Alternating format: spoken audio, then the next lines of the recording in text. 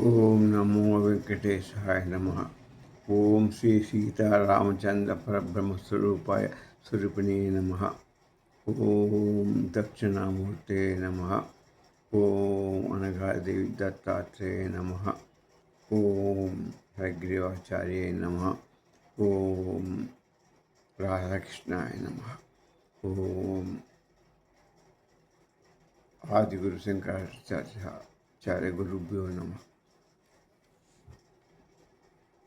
మనం ఈ రోజున ప్రజ్ఞానం బ్రహ్మ అనే ఒక మహావాక్యాన్ని గురించి తెలుసుకుందాం.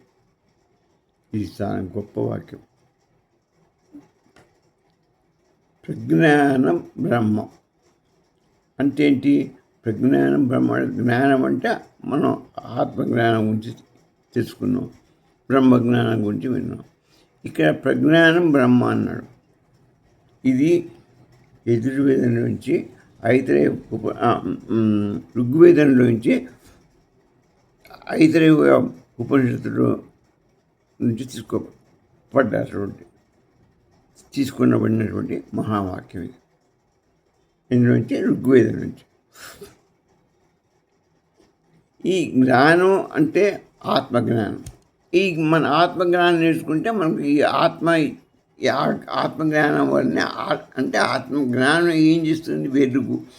ఆత్మ అనేది లోపల ఉన్నటువంటి ఒక చైతన్య శక్తి, పరబ్రహ్మ శక్తి. ఆ చైతన్యం వల్లనే మనం ఈ శరీరం మొత్తం పనిచేస్తుంది. ఈ శరీరానికి పరిమితం మన ఆత్మ.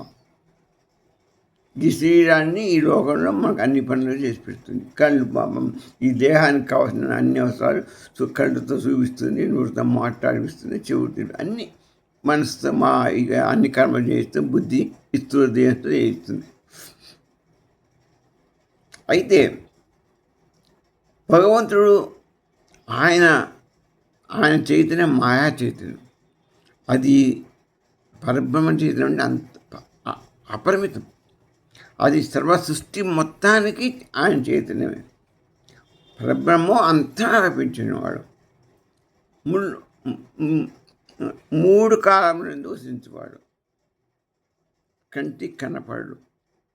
ఆయన పుట్టడు గిట్టడు. ఆయన సత్తు చిత్తు ఆనంద స్వరూపుడు, సత్యస్వరూపుడు. దాని సచ్చిదానంద స్వరూపుడు. ఆయన దగ్గర ఇప్పుడు ఆనందమే ఉంటుంది. అమ్మవారిని చిత్తుండటం వల్ల ఆయన ఎప్పుడు ఆనంద స్వరూపుడు. ఆయన అవికారి, కనపడు, శాశ్వతుడు, సర్వప్రజ్ఞావంతుడు, సర్వవ్యాపకుడు. ఇవన్నీ ఆయన గుణాలు. అయితే ఆయనలో చైతన్యం కలిగించేది ఎవరు? అమ్మవారు చిత్తస్వరూపం. ఆమె ద్వారా చైతన్యం, అది మహా చైతన్యం, అమ్మవారి చైతన్యం. ఆమె అన్ని లోకాలకి చైతన్యం కలిగిస్తుంది, సృష్టి మొత్తానికి. ఆ చైతన్యం లేకపోతే సృష్టి ఏమి చేయలేదు. ఇది పుట్టిగా అట్లా ఉండిపోతుంది. కానీ దీనివల్ల ఎటువంటి ఉపయోగం ఉండదు. కాబట్టి ఆ మహా చైతన్యం, దాన్నే ప్రజ్ఞానం అన్నారు. ఆత్మజ్ఞానం అంటే ఆత్మ చైతన్యం. ప్రజ్ఞానం అంటే అది ప్రజ్ఞానం, పరబ్రహ్మ స్వరూపం యొక్క జ్ఞానం. అది మహాప్రకాశవంతమైనది. కోటి సూర్యుడికి వెళితే ఎంత కాంతి వస్తుందో అంత కాంతి వచ్చేటువంటి ఇది ఉంటుంది ఆయన. కానీ కనపడడు, ఏమి ఉండదు అక్కడ. వెలుగు ఉంటుంది, చీకటి ఉంటుంది, అక్కడ ఏముంటుందో అర్థం కాదు. మన చిదాకాశంలో ఉంటాడు సత్యస్వరూపుడు ఆయన. మనకు అంతు పట్టదు. నిద్రపోతే నీకేమంత పడుతుంది? నీకేం తెలుస్తుంది? అట్లనే ఈ ఆకాశమే మనకు పైనుండి అర్థం కాదు. ఎటువంటిది నీకు పై ఆకాశం ఏమంత పడుతుంది? ఈ ఆకాశం పైన చిదాకాశం ఉందని.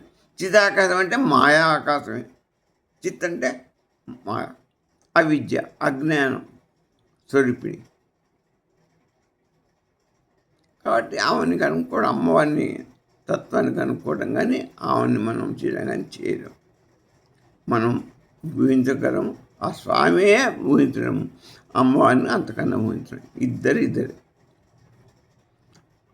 ఆయన సగభాగమే చిత్తు. ఆయన సత్తు చిత్తు సగభాగం సత్తు ప్లస్ చిత్తు వారిద్దరే ఒక రూపాయి బిళ్ళ బొమ్మ వరుస. ఈ ప్రజ్ఞానం అంటే ఏం చెప్పుకున్నాం? చైతన్యం, జ్ఞాన స్వరూపం, ఎరక.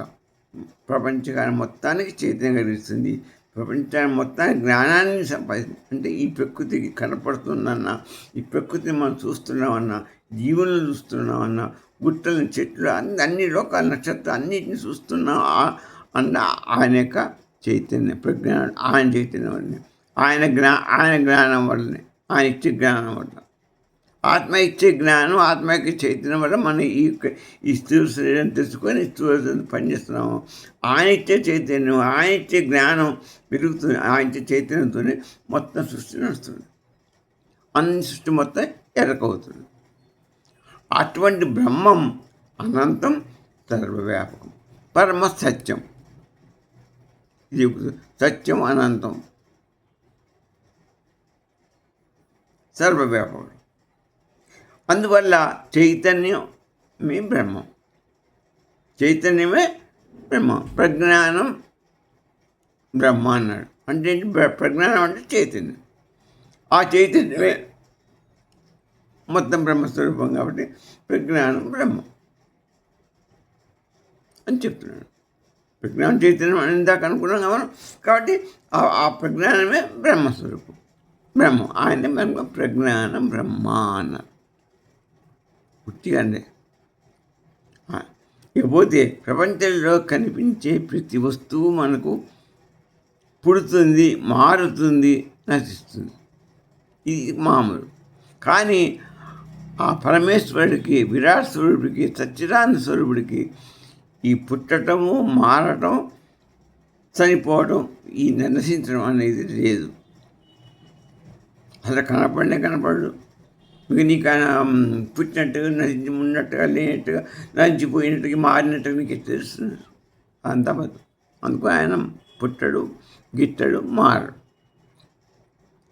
ఆయన చైతన్యం, ఆయన్ని గ్రహించడం ఎట్లా కనపడదు కాబట్టి అంటే ఆయన చైతన్యం చేత మనం గ్రహించాలి.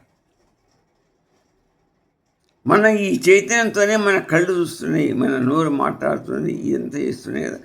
ఆయన ఉండబట్టే మనం మాట్లాడిన ఆత్మ చైతన్యాన్ని మనం ఊహించుకుంటున్నాం కదా. మనకట్టే ఎరకబడుతున్నాం. అట్లనే పరబ్రహ్మ చైతన్యం వల్ల కనపడపోయిన ఆత్మ కనపడుతుంది నీకు, ఏం కనపడదు. కానీ అది లేని నీ శరీరం పనిచేయదే.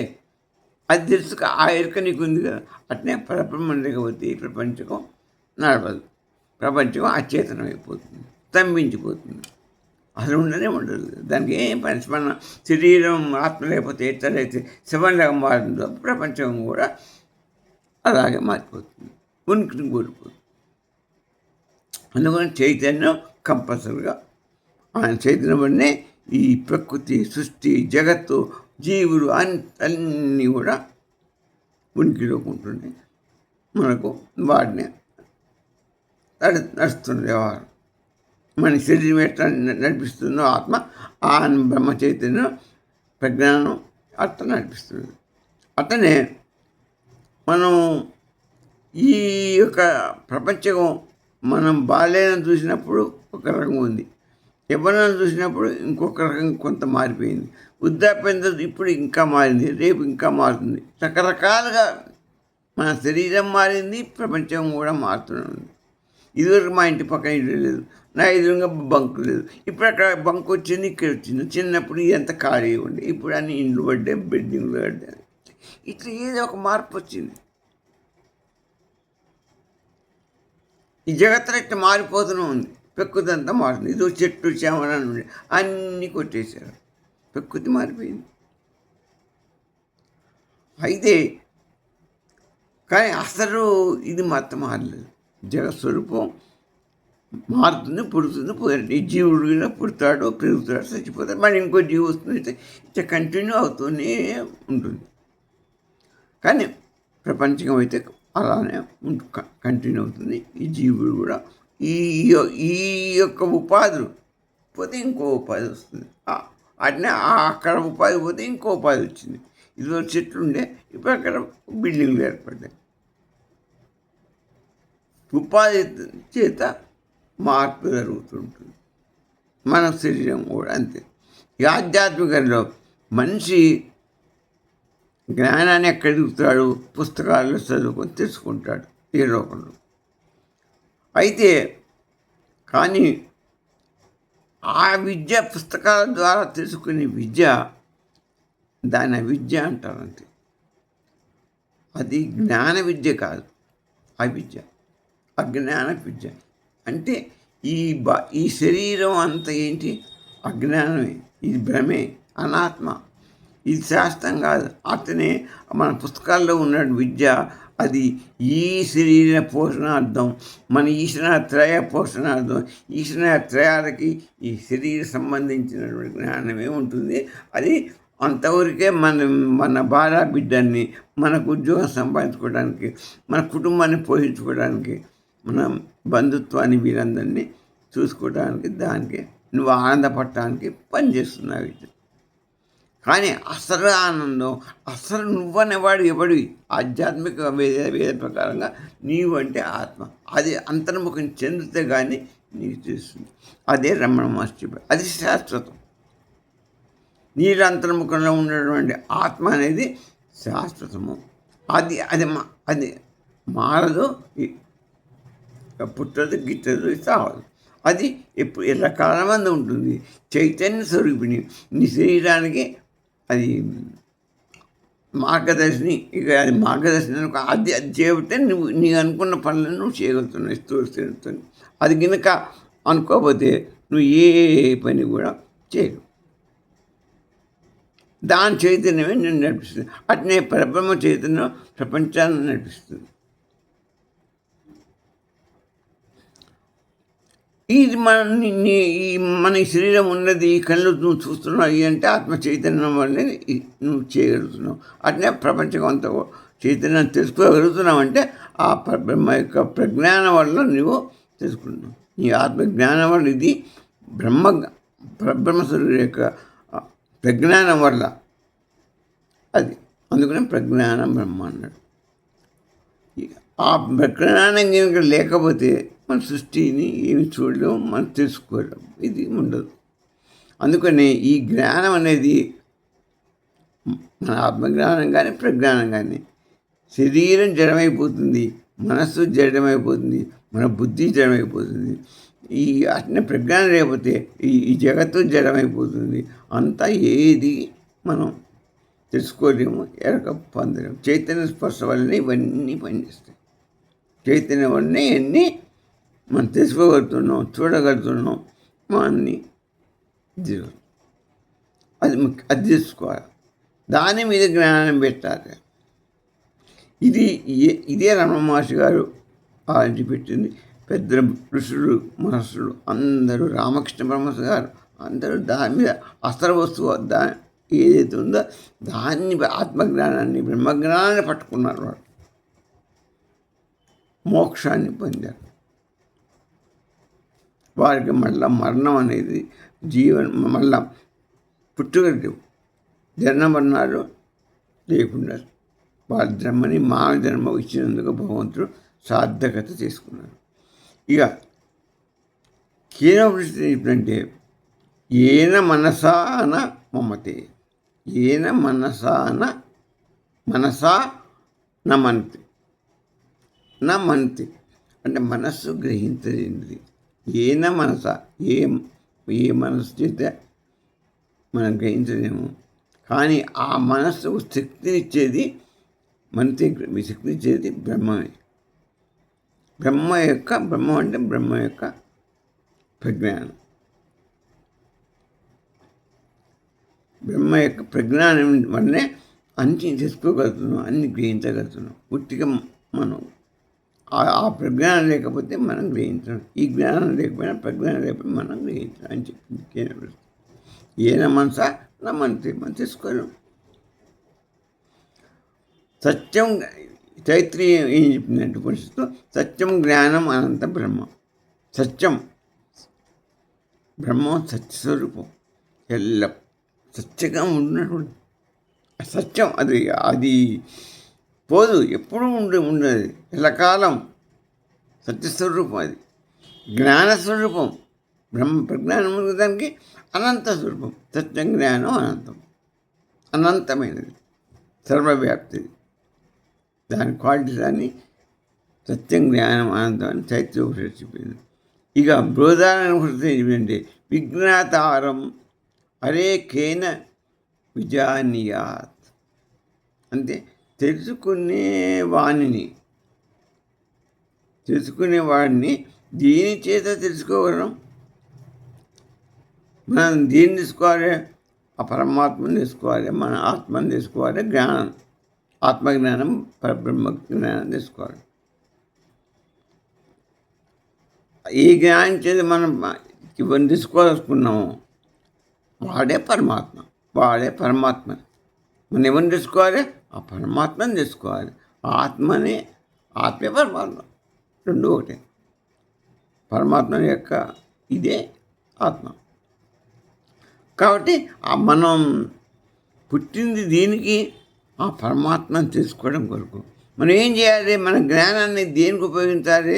మన మనసుని, బుద్ధిని, అన్నిటినీ ఈ శరీరం మీద, బాహ్య శరీరమే కాదు, అంతర్ముఖం చెంది నువ్వెవరు, నువ్వు ఆత్మవి, నువ్వు ఆత్మజ్ఞానానివి, ఆ పరమాత్మవి, పరబ్రహ్మ స్వరూపానివి, ఆ పరబ్రహ్మ జ్ఞానానివి అని తెలుసుకోవాలి. అది భగవంతుడు చెప్తున్నాడు. ఇదే కృష్ణ పరమాత్మ భగవద్గీత చెప్పింది. దీనివల్లనే అర్జునుని చైతన్యవంతుని చేశాడు. అర్జునుని యుద్ధం చేయలేదని చెప్తే ఆయన ఈ మానవ శరీరమే దీనికి బంధుత్వాలు అన్నీ ఆపాదించుకొని ఇదంతా తాతలు, ముత్తాతలు, స్నేహితులు, బంధువులను యుద్ధం చేయను, వీళ్ళని చంపలేనని మండికిస్తే ఎవరు బంధువు, ఎవరు ఇది ఏమిటి అని ఆయనకు ఆత్మజ్ఞాన పూజ చేశాడు. అంతర్ముఖాన్ని తీసుకుపోయి ఆయనకి ఆత్మజ్ఞాన పూజ చేశాడు. చేస్తే అప్పుడు నిలబడ్డాడు. నేను కాదు అసలు, నేను అనేవాడిని ఈ శరీరం కాదు, నేను అనేవాడిని లోపల ఆత్మే పరబ్రహ్మ, వాడు యుద్ధం చేసేది అంత వాడే అనే ఒక సెంటిమెంట్ గ్రహించి ఆయన ఇచ్చేసాడు, యుద్ధం చేశాడు. అది తెలుసుకున్నాడు అర్జునుడు. మోక్షం పేరు వచ్చింది అర్జునుడికి, యుద్ధం చేశాడు. కానీ అసలు చేసేది ఆయనలో ఉన్న ఆత్మ పరబ్రహ్మ స్వరూపం.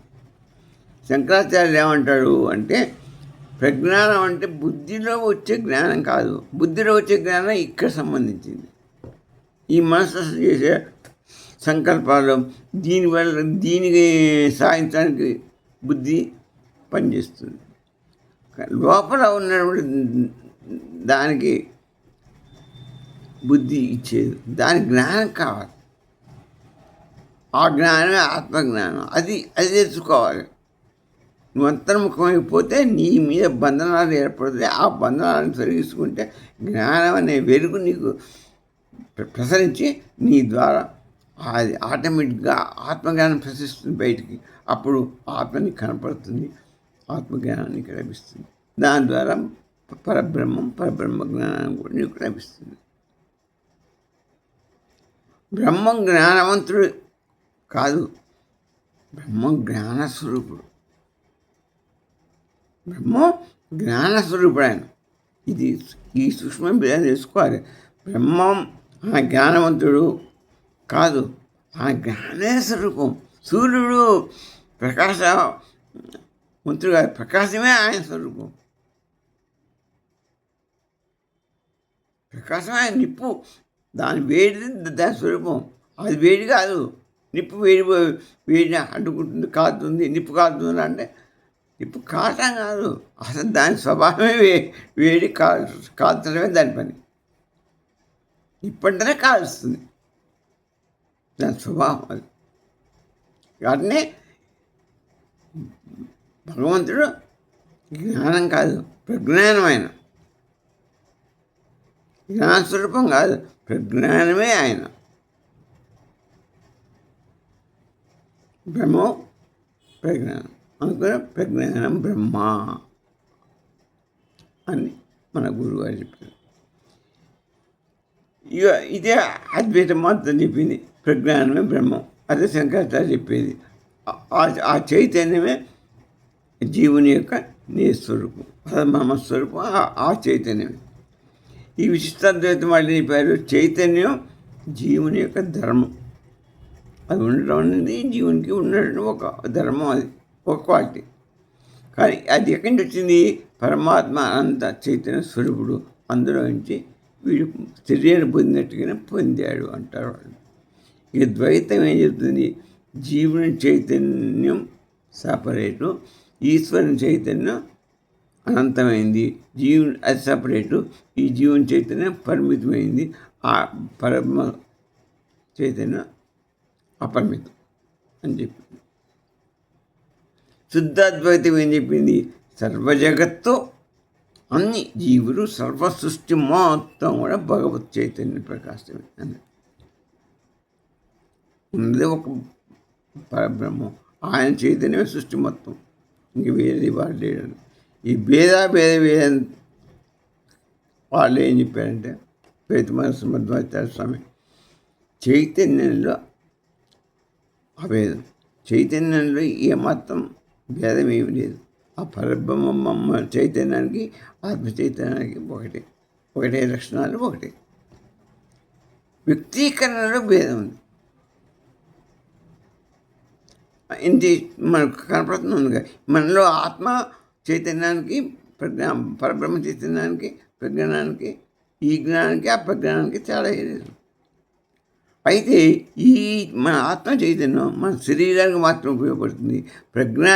పరబ్రహ్మ ఆ ప్రజ్ఞాన చైతన్యం అందరికీ పడుతుంది, సృష్టి మొత్తానికి అది వ్యాపిస్తుంది. కాబట్టి ఆ వ్యక్తీకరణ అది సృష్టి మొత్తానికి వ్యాపిస్తుంది. పరబ్రహ్మ స్వరూప చైతన్యం మనలో ఉన్న చైతన్యం ఈ యొక్క శరీరానికి మాత్రమే వ్యక్తీకరిస్తుంది. అది బాగా చెప్పింది. ఇకపోతే సాధారణంగా మనం వస్తువుని చూస్తాం, భావాలను, దాని యొక్క భావాలను చూస్తాం, ఆలోచనలు వస్తుంటే మనం అది చూస్తాం. వేదాంతం అడుగుతుంది, వేదాంతం ఏం చెప్తుందంటే ఇవన్నీ తెలుసుకుంటున్నది ఎవరు? ఈ వస్తువుని కానీ, దాన్ని కానీ, దీన్ని కానీ, వాటి భావాలు కానీ ఎన్నో చూస్తుంటారు. రోజు పొద్దున్న లేసా రాత్రి పండుకుని పోయేంతవరకు ఎన్నో వస్తువులు, ఎన్నో సంకల్పాలు, ఎన్నో రకరకాల కర్మలు అవన్నీ చేస్తుంటారు, అన్నీ తెలుసుకుంటారు. ఇవన్నిటిని చేయిస్తున్నది ఎవరు? నువ్వు తెలుసుకుంటున్నది ఎవరు? అసలు ఎవరు? దానికి తెలుసుకున్నావా? సమాధానం నీకు తెలుసా? జ్ఞానం, ప్రజ్ఞానం. జ్ఞానం అంటేనేమో ఆత్మజ్ఞానం, ప్రజ్ఞానం అంటే పరబ్రహ్మ స్వరూపం. అంటే ప్రజ్ఞానం బ్రహ్మగా, ఆ ప్రజ్ఞానం అంటే జ్ఞానం కూడా అందులోనే ఇమిడిపోతుంది. కాబట్టి ప్రజ్ఞానం ద్వారా నువ్వు తెలుసుకుంటున్నావు. ఒకటే మాట. ప్రజ్ఞానం ద్వారా ఈ జీవుడు కానీ, సృష్టి కానీ అన్నీ తెలియబడుతున్నాయి, అన్నీ చైతన్యవంతమవుతున్నాయి, అంతా యథాప్రకారం నడుస్తుంది. ఆ చైతన్యం లేకపోతే ఈ జీవుడు శివరంగా మారుతాడు, అవి జడ వస్తువులు, ప్రకృతి మొత్తం జడంగా మారిపోతుంది. ఇది ఆధ్యాత్మిక జ్ఞాన రహస్యం. ఇక లాస్ట్కు శరీరం శాస్త్రం కాదు, మనస్సు శాస్త్రం కాదు, బుద్ధి శాస్త్రం కాదు. ఇవన్నిటిని తెలుసుకున్నది, నడిపిస్తున్నది ఎవరు? నేను అనేటువంటి ఆత్మ. ఆధ్యాత్మికంగా నేను ఆత్మ. దాని యొక్క చైతన్యమే ప్రజ్ఞానం. ఆ ప్రజ్ఞానమే పరబ్రహ్మం. అందుకే ఉపనిషత్తులు ఏమని ఘోషించినాయి? ప్రజ్ఞానం బ్రహ్మ అని చెప్తుంది. ప్రజ్ఞాన బ్రహ్మ అని చెప్తుంది. అందుకొరకనే ఈ దృశ్యం మారుతుంది, చేంజెస్ వస్తున్నాయి. ఇవన్నీ మనం చూసే అన్ని వస్తువులు, అన్ని మన శరీరం కానీ ఇవన్నీ ప్రకృతిగా మారుతూనే ఉంటుంది. కానీ దష్ట చూసేవాడు మాత్రం మారడు. అదే అట్నే ఎవరు చూస్తున్నారు? లోపల ఆత్మ, అటుపక్క పరబ్రహ్మం. వాళ్ళు మారరు, వాళ్ళు ఎప్పుడు అంత చేస్తారు. మారనిదే ఆత్మ. అందుకని మారిన వాడెవరు? ఆత్మ, పరబ్రహ్మం. ఆ ఆత్మయే పరబ్రహ్మం.